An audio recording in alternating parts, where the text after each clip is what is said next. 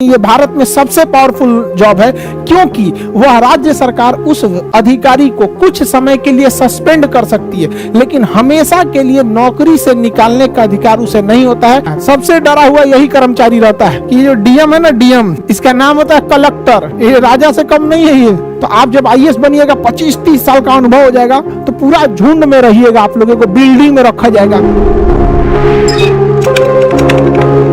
311 article 311 में कहा गया है कि संघ लोक सेवा आयोग के जो भी नौकरी करता है संघ लोक सेवा आयोग के द्वारा, उनकी नौकरी से आप ऐसे नहीं कि एक झटके में उनको नौकरी से निकाल दे, ठीक है। तो उनको ना क्या करना है, आप लोग को संरक्षण देना है। संविधान उन लोगों को क्या देता है, संरक्षण देता है। किसके तहत?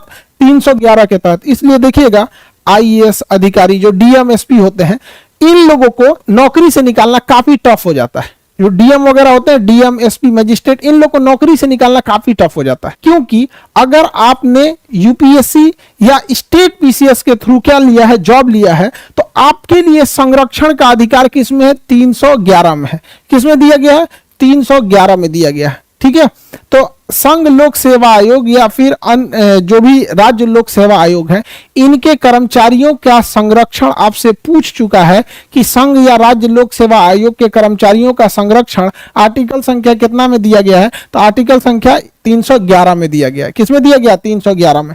अब हम चलते हैं 312, उसके बाद चलेंगे 315। देखिए 312 में क्या कहा है, तो इसको पहले समझते हैं। अखिल भारतीय सेवा क्या होती है? 3 टाइप की नौकरी को ध्यान से समझिए। ये 3 नौकरी, एक होती है अखिल भारतीय सेवा। अखिल भारतीय सेवा, अखिल भारतीय सेवा, सेवा का अर्थ होता है नौकरी, सर्विस, अंग्रेजी में कहते हैं सर्विस।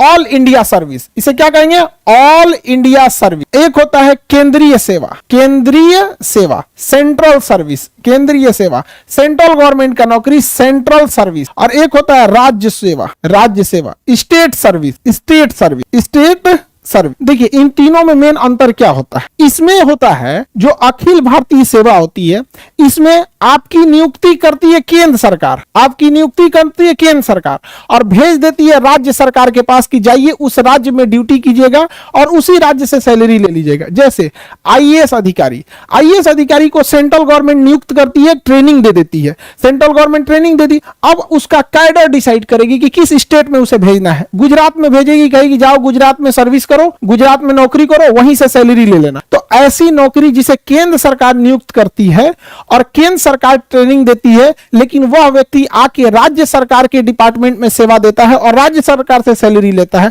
ऐसी नौकरी को अखिल भारतीय सेवा कहते हैं। यह भारत में सबसे पावरफुल जॉब है, क्योंकि वह राज्य सरकार उस अधिकारी को कुछ समय के लिए सस्पेंड कर सकती है, लेकिन हमेशा के लिए नौकरी से निकालने का अधिकार उसे नहीं होता है, अर्थात बर्खास्त, यानी उसको टर्मिनेट नहीं कर सकती है। इतना पावर होता है। अखिल भारतीय सेवा में सैलरी राज्य सरकार देती है, लेकिन नियुक्ति कौन करती है? केंद्र सरकार। सबसे पावरफुल होता है। इसमें कौन कौन आएगा अखिल भारतीय सेवा में? तो देखिए ध्यान से, एक आता है इंडियन एडमिनिस्ट्रेटिव सर्विस, आईएएस अमूमन डीएम लिखता है, आईपीएस लिखता है, और इंडियन फॉरेस्ट सर्विस, भारतीय वन विभाग।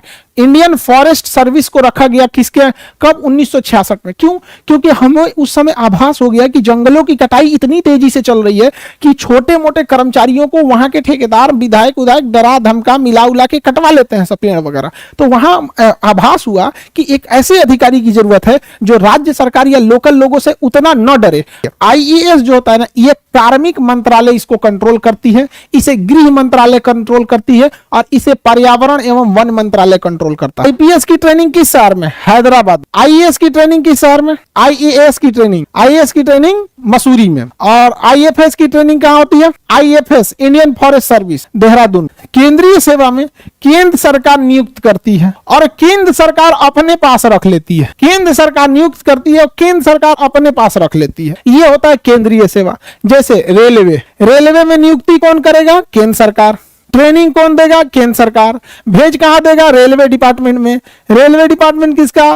केंद्र सरकार का। सैलरी कौन देगा? केंद्र सरकार। अगर आपको राजदूत बना के अमेरिका भेज दिया जाता है, अगर आपको राजदूत बना के अमेरिका भेज दिया जाता है, तो नियुक्ति कौन करेगी? केंद्र सरकार। किसके थ्रू? यूपीएससी के थ्रू नियुक्ति करेगी केंद्र सरकार और सैलरी देगी केंद्र सरकार। आपको कभी जापान, अमेरिका, रूस भेजेगी तो केंद्र सरकार के निर्देश पर जाएंगे। यूपीएससी में अगर आपको इंडियन पोस्टल सर्विस मिल गया या इंडियन रेवेन्यू सर्विस मिल गया, इंडियन रेलवे सर्विस मिल गया, तो ये सब केंद्रीय जॉब होते हैं। कौन से जॉब होते हैं? केंद्रीय जॉब। तो जरूरी नहीं कि यूपीएससी में आपको सब अखिल भारतीय सेवा मिल जाए। राज्य सरकार आपको नियुक्त करेगी, राज्य सरकार नियुक्त करेगी, राज्य सरकार ट्रेनिंग देगी और राज्य सरकार काम कराएगी आपसे और वेतन देगी। सारा चीज जब राज्य सरकार के अंडर में आ जाता है तो राज्य सेवा कहलाता है। क्या कहलाता है? राज्य सेवा। जैसे बिहार दरोगा, जैसे दरोगा का एग्जाम, दरोगा का वैकेंसी कौन निकालता है? राज्य सरकार। एग्जाम कौन लेगा? राज्य सरकार। ट्रेनिंग देगी राज्य सरकार, काम कराएगी राज्य सरकार, और उसके बाद से आपको सस्पेंडो कर देगी राज्य सरकार, निकाल के फेंकियो देगी राज्य सरकार, टर्मिनेट भी कर देगी राज्य सरकार। सबसे डरा हुआ यही वाला रहता है, सबसे डरा हुआ यही कर्मचारी रहता है, क्योंकि राज्य सरकार के अंडर में ही सब कुछ रहता है। अरे भैया हमरा उठा के मत फेंक दियो। समझ में आएगी नहीं? अब जैसे कोई केंद्र सरकार, कोई एसएससी से आया है और Indian service selection board, SSC service selection commission, तो ये होता है ना स्टाफ सिलेक्शन वाला, सर्विस सिलेक्शन नहीं जी, वो तो दूसरा होता है, एसएसबी हो जाएगा एसएससी। अब उसमें आपको कोई इनकम टैक्स में इंस्पेक्टर बन के आए तो केंद्रीय नौकरी है। बिहार सरकार उसको सस्पेंड भले कर सकती है लेकिन नौकरी से हटा नहीं सकती है अगर कुछ गड़बड़ करेगा। हालांकि वो केंद्र सरकार का है, बिहार सरकार उसको कुछ टच भी नहीं करेगी, यूपी सरकार। आप रेलवे में टेक्नीशियन, सपोज कीजिए लोको पायलट है, ट्रेन चला रहे हैं, ऐसे स्टीयरिंग नहीं होता जी, A9 हैंडल होता है, ट्रेन चला रहे हैं, तो क्या राज्य सरकार आपको, यूपी सरकार कहेगी खराब ट्रेन चला रहे हो हटो? नहीं हटा पाएगी। कौन हटाएगा? केंद्र सरकार हटाएगी। तो सबसे ज्यादा कर्मचारियों के पास पावर किसके पास रहता है? अखिल भारतीय सेवा के, और सबसे कम राज्य सरकार के पास। जैसे पुलिस हो गया,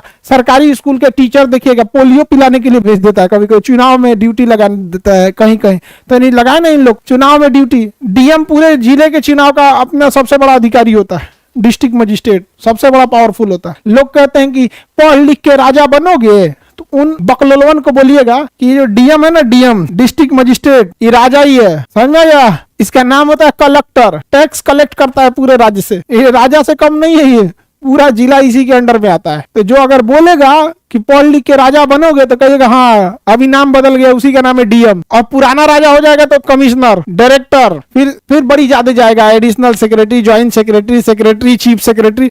चीफ सेक्रेटरी तो बहुत बड़ा पावर होता है, समझ में आ रहा है कि नहीं आ रहा? मुख्यमंत्री कोई भी डिसीजन चीफ सेक्रेटरी से पूछ के लेते हैं, चीफ सेक्रेटरी साहब क्या कहना है आपका? तो भैया चीफ सेक्रेटरी बहुत पुराना होता है। ये आईएएस जो निकालते हैं लोग ना, 25-30 साल का जब आपके पास अनुभव हो जाता है, बूढ़े हो जाते हैं, तब आप लोग को चीफ सेक्रेटरी बनाया जाता है। तो आप जब आईएएस बनिएगा, 25-30 साल का अनुभव हो जाएगा, तो पूरा झुंड में रहिएगा, आप लोगों को बिल्डिंग में रखा जाएगा। जितना पूरा आईएएस रहेगा सब, यूपीएससी निकाला हुआ, आप लोग कैसे क्लास में बैठे हैं, अभी एग्जाम निकालना है आप लोग को, सबकी ख्वाहिश है यूपीएससी निकाल लें। तो ऐसे ही अलग अलग शहर से कोई यूपीएससी निकाल के आया रहेगा, कोई कहीं पे 20 साल डीएम रहा है, कोई आईपीएस रहा है, कोई कमिश्नर रहा है, उसको फिर बुलाया जाएगा, बड़का बिल्डिंग में उसको रखा जाएगा, उसका नाम रहेगा सचिवालय। सचिवालय में सब ऐसे ही बड़का रहता है, उसी सबसे डिसीजन लिया जाता है, समझ में आ रहा है कि नहीं? तो काफी बड़ा पोस्ट होता है।